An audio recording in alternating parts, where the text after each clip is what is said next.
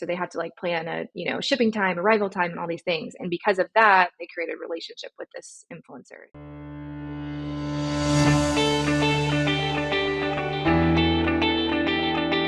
And I want a good show, damn it.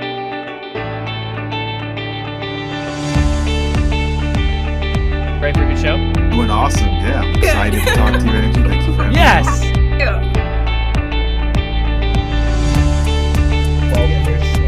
Always been doing big into archery, and my dad said, "Hey, you guys want to start an archery store?"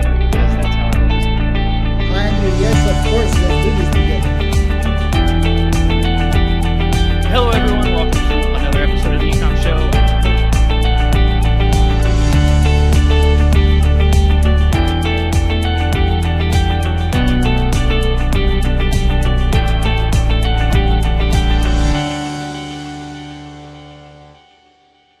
Hello, everyone, and welcome to another episode of the E-Comm Show. I'm your host, Andrew Maff, and today I am joined by Kenzie Steel, who is the head of marketing and brand strategy over at Daily Crunch. Kenzie, how you doing? Ready for a good show? I am good. Good morning, Andrew. How are you? Doing good. I greatly appreciate you joining us today. I am super excited to have you on the show. I love talking about CPG brands and marketing, and that's exactly what we're going to do today, which is fantastic.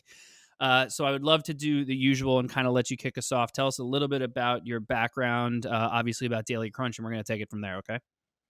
Yeah, that sounds great. So a little bit about my background is I spent most of my career in digital advertising in Austin, decided to go get my MBA, be on the other side of the table and really work with the brands, know where the strategy is coming from. So I went and got my MBA at Vanderbilt. And in between my first and second year, I was actually supposed to go intern with a large CPG brand that I won't mention. And COVID happened.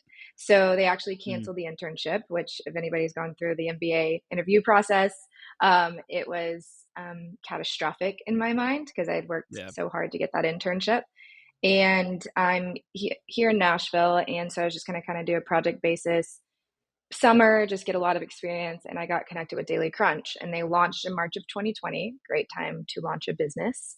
And they brought me on, they brought me on to basically help with their initial go-to-market strategy, which was in-person retail sampling demo to an online presence. So launching their Amazon, working on website, because no grocery store would even take a call at that point because they were just trying to survive like everybody else. But and then I joined the team full time after I graduated from my MBA because I just decided, startup sounds amazing. I want to stay in Nashville. I see this brand growing.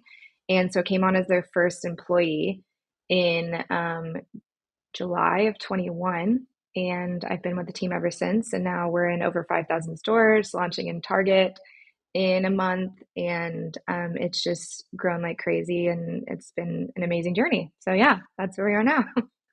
Wow. So definitely some ups and some downs, because obviously during that time, starting a CPG brand, not easy, but it's obviously paid off in the long run. So tell me a little bit about, I'd love to hear about the beginning days there, right? Like a CPG brand is hard enough, let alone when no one can go to the store to buy it. So that means you're almost solely relying on selling it online. What was the approach? What was your strategy, at least back then? Back then, it was definitely a grind. It was like if anybody and everybody would listen to us. We were fortunate enough that a lot of people were on their phones and focusing on health and focusing on, ingredients and trying to find new things. So we used that to an advantage, as well as, the sample boxes. So we got in I didn't tell exactly like what the product is. So Daily Crunch is a sprouted nut snack company. It's all clean ingredients, no seed oils, no refined sugars. We take a normal almond, we soak it overnight, remove the phytic acid, so it's more nutrient dense than a normal almond. It's also super crunchy, so it crunches like a chip. And but yeah, those beginning stages as a brand was just one, we were still trying to figure out our messaging because we have all these amazing benefits, but you have very little of someone's time. So I think in the very beginning, it was trying to use our own resources of potential influencers or just friends and family and trying to get the word out in that sense. And then Amazon did help because it obviously has a huge audience. So that kind of put us on the map. But as most people in e-com know, you get no customer data from Amazon. So there's no way to really tap into them again. So I'm not gonna lie to you, it was very hard in the beginning on an e-commerce basis. So I was really trying to Yeah. grow organic, doing a lot of the giveaways, just trying to reach out to anybody and being a squeaky wheel of, hey, try this product. It's actually really good, and we'll send you some samples. Yeah. What was that like introductory approach? Because like as you mentioned, Amazon was helpful. It makes sense. It's a great customer acquisition channel, but you can't just really launch a listing and then all of a sudden get a ton of sales. So were there specific like keywords that you were going after, or were you using kind of an off Amazon strategy to get people there? Like what was it that was what channels were you using basically to get people to start buying? Yeah, we used a lot of social to start buying, just Yeah. trying to get people to sign up for our email list. So in terms of socials, like I said, we were reaching out to anybody and everybody of, people doing like online yoga classes, and we'd let them shoot out a discount code after it. We were getting into those boxes, like I said.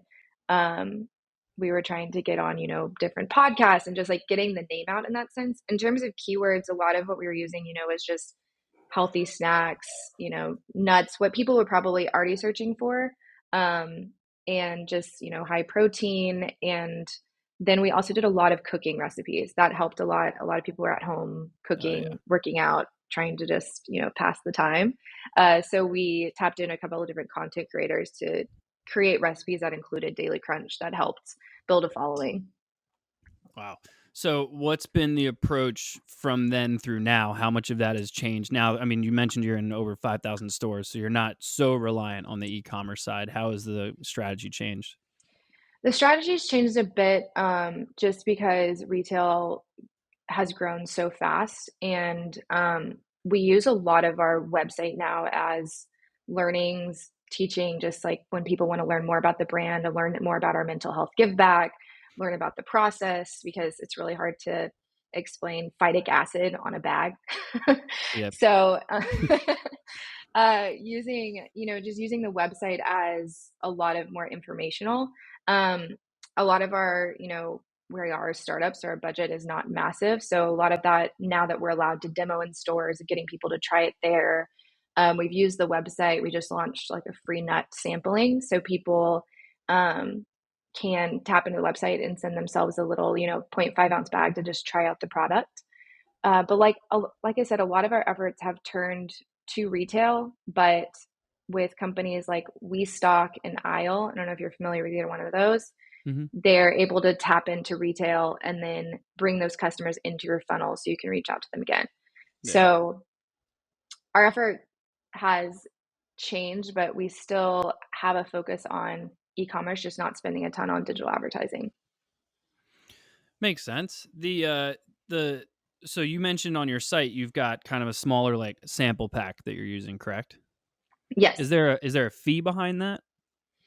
No, so the only fee is like a $250 shipping. Mm-hmm. And they can get one of each of the four flavors available. We have six flavors, and four flavors are in that 0.5 ounce. Yeah. And so the idea and strategy behind that, we're still testing it. I'll say that, always testing. But if someone's willing to pay, $2.50 for shipping, then there's a potential that they will become a consumer. And with that, now we can have their address, we can have what flavors they're interested in. We can also send marketing collateral to either, 20% off their next order, or we can also send a coupon to go in store now that we're having wider distribution. Nice. Let's say, because one of the things that I've always found to be difficult, right? Like I've done CBG many times, and the big problem I always come across, especially when you're first starting off, is it's difficult to get the consumer to be one of the first people who's interested in like ingesting something. So if especially if you don't have in-store demos where you can be like, hey, just sample it. So like the idea of being able to purchase a sample online, even if it's just basically covering shipping, makes a ton of sense. In the beginning, were you leaning because I know you mentioned you would do like discount codes and stuff on like online yoga classes with them when they would end and stuff like that, but did you lean on like the influencer side to let people start to kind of spread the message for you? Yeah, definitely. I mean, product seeding has always been something that has been successful for us, because people talk about it when they try the product. It's unique, it's different. Like I'll have Yeah. to send you some after this. It has this unique crunch that is very good for ASMR videos or recipe videos, or just, Oh yeah. sitting there snacking. Yeah, so it has a lot of potential for content creation. But yeah, sending it out to influencers just honestly big fans. We, send out a couple extra bags and say thanks for being a VIP customer, pass it out to your friends and family. We found a lot of success in that of potentially spreading the word of, the difference in the taste. Yeah. So you mentioned seeding influencers, which is always a very interesting conversation because for those of you who are listening, seeding is when you are sending product to an influencer and you're not necessarily paying them, you're just asking them to post about it, you're just giving them free product. So what's your approach there on either A, when you actually consider start paying that influencer, or B, how you kind of control that relationship if you're sending free product and they're not posting? I know in your scenario, CPG, relatively inexpensive to send them something, but it's still kind of a risk, especially for higher average order value stuff. Like, what's the approach there? Yeah, it can definitely add up, especially, right when we first started, when, maybe shipping costs go up, packing costs, Yeah. pick and pack fee, all the above. So a couple different approaches. And once again, still testing everything and anything, even though we're now, celebrating 4 years, um, it's the touch points. It's the amount of times of communicating with the customer. So this is one that I kind of learned from one of my mentors. Is she was telling me that they talked to the customer 5 times before the product even arrived, because theirs was refrigerated. So they had to like plan a, shipping time, arrival time, and all these things. And because of that, they created a relationship with this influencer. And so they almost felt like they needed to post about it. And so what we've done, and it's very scrappy, and I think we're going to start using a platform soon, is we keep track of who we're seeding, obviously, of like when we sent them this form to fill out, when they filled it out, when it arrived, tapping them again of like, hey, it arrived. Did you enjoy it? And if they, respond back, we enjoyed it, we'd love for you to post, and kind of using that, I don't want to say vulnerability, but kind of like, hey, we're a startup with a small budget. We'd love for you to post about it if you like the product. It means a lot to us. And, Yeah. kind of pulling at the heartstrings.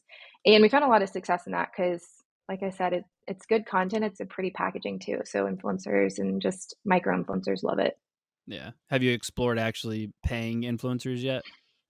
Yeah, we've done it a couple of times, like on a lower scale. Mm-hmm. And I haven't found a ton of success in it yet. So I found more success in product seeding, and then creating that relationship of, if they posted multiple times, then potentially paying, and doing, obviously the affiliate links, but if it's a certain campaign, so like we're launching in Target soon and doing some paid advertising for that, but having a purpose behind the paying versus just like a one-off influencer paid post, because it doesn't really tell the story, especially with a product like ours. And, consumers aren't dumb. They can see through the transparency of a paid ad. Yeah. And so if they, if you make the partnership, which is my strategy when we get there, is, it's going to be for multiple posts instead of just like a one-off post, because that I've seen doesn't do anything. Yeah.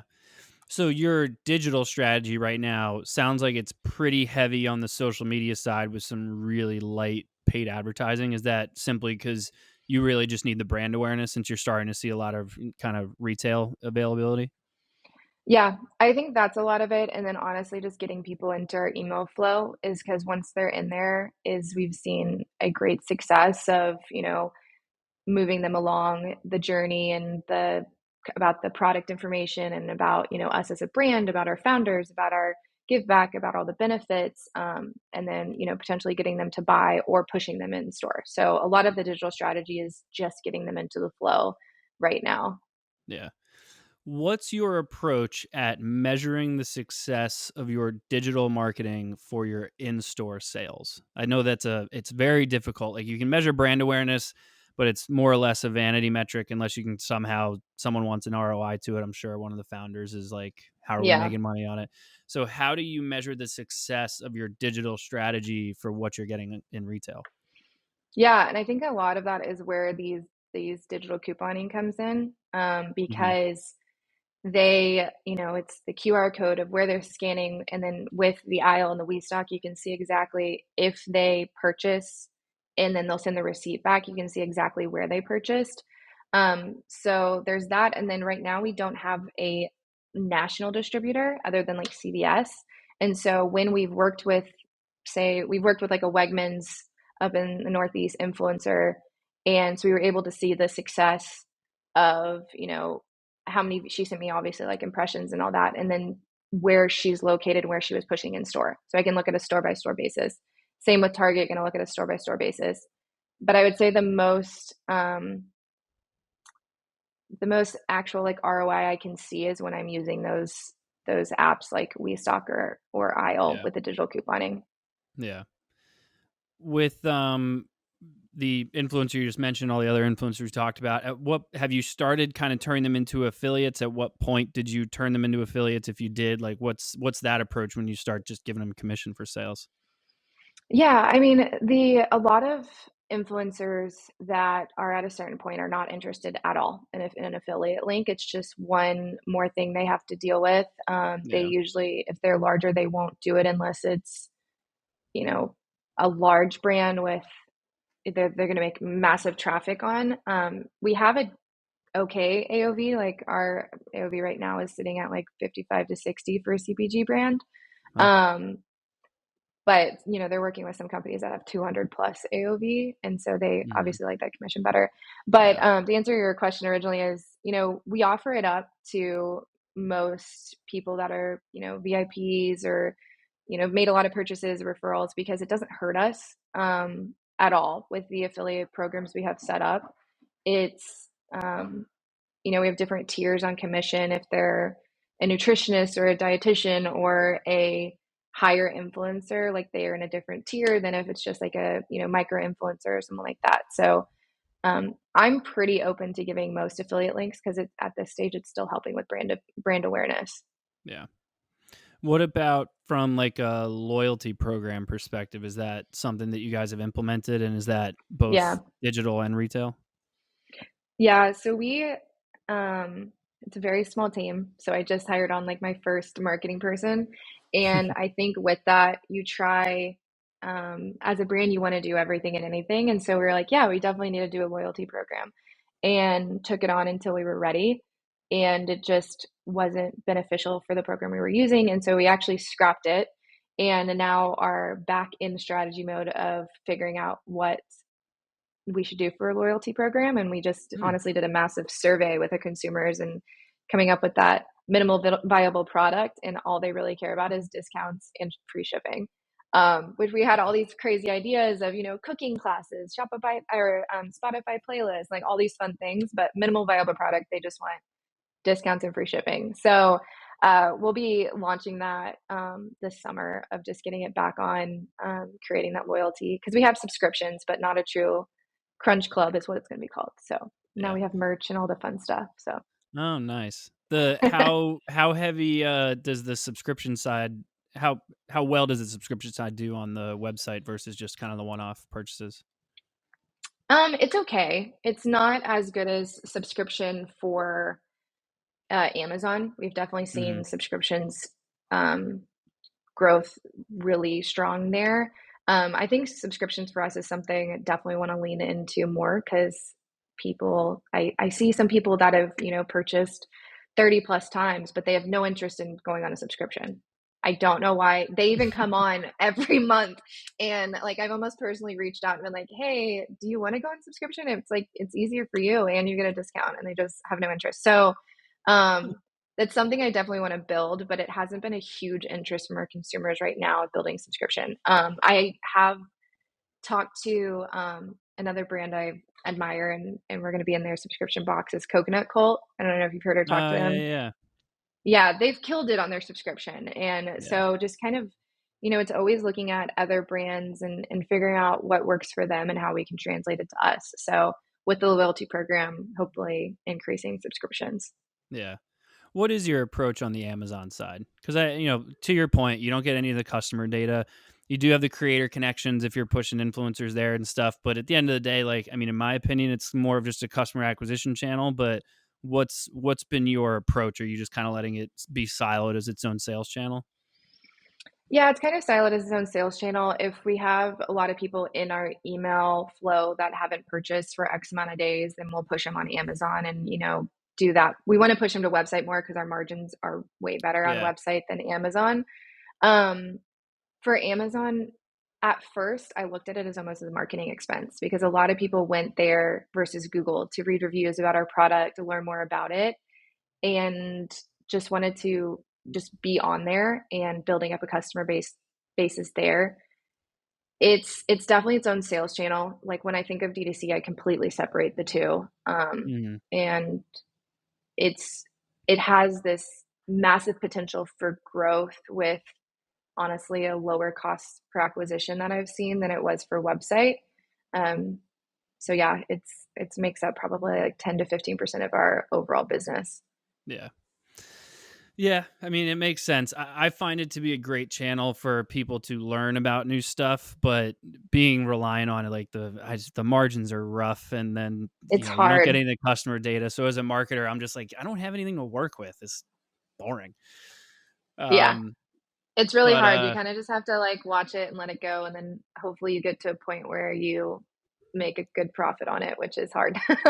exactly, good point. Although I would imagine in your scenario, like how much Amazon advertising are you doing? I would imagine you're kind of just leaning on your the brand awareness and just making sure that you have a presence. But are you also running ads on just more like broad terms? We are running ads.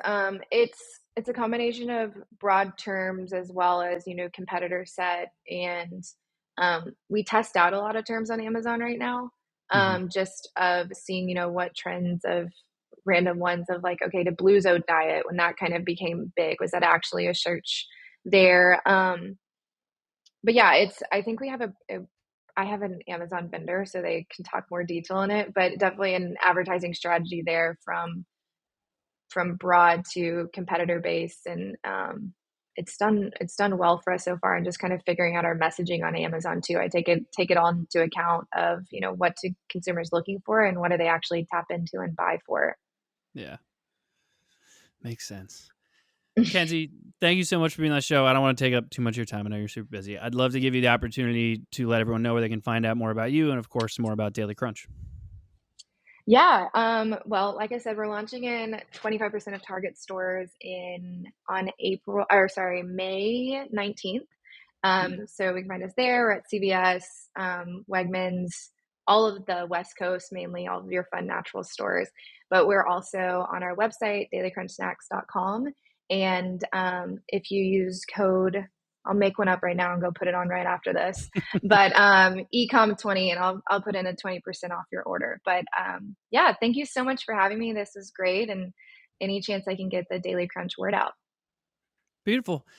Thank you for joining us. Of course, everyone who tuned in, thank you for joining us as well. Please make sure you do the usual: rate, review, subscribe, all that fun stuff on whichever podcast platform you prefer, or head over to the ecommshow.com to check out all of our previous episodes. But as usual, thank you all for joining us, and we'll see you all next time. Have a good one. Thank you for tuning in to the E-Comm Show. Head over to ecommshow.com to subscribe on your favorite podcast platform or on the BlueTuskr YouTube channel. The E-Comm Show is brought to you by BlueTuskr, a full-service digital marketing company specifically for e-commerce sellers looking to accelerate their growth. Go to BlueTuskr.com now for more information. Make sure to tune in next week for another amazing episode of the E-Comm Show.